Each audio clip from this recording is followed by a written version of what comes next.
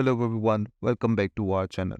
In this tutorial, we are going to talk about how to set up a Wise Bank account. It's a complete tutorial, so let's get started.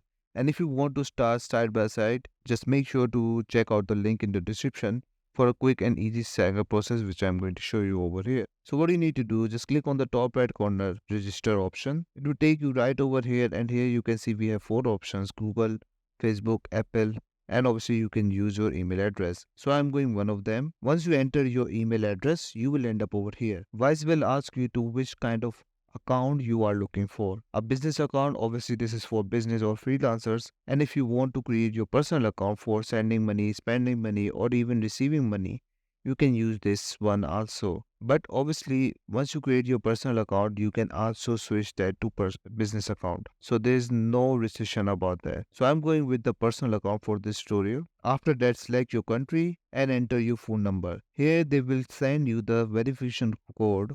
So you can enter that over here and they will verify your phone number. After verification code, they will ask you for the document of your national ID. Once you enter that, you can enter your password and then you will end up over here. This is your dashboard of Wise bank account. And what you need to do now, just click on the top right corner on your name. You will see the drop down menu. Just click on settings. Once you ended up in the settings, you can see the second option over here, connected accounts. Click on this option and you will see the bank accounts option over here. You can easily connect your bank account from over here. And if you want to add recipients, you can also do that from the left side of the menu, as you can see over here.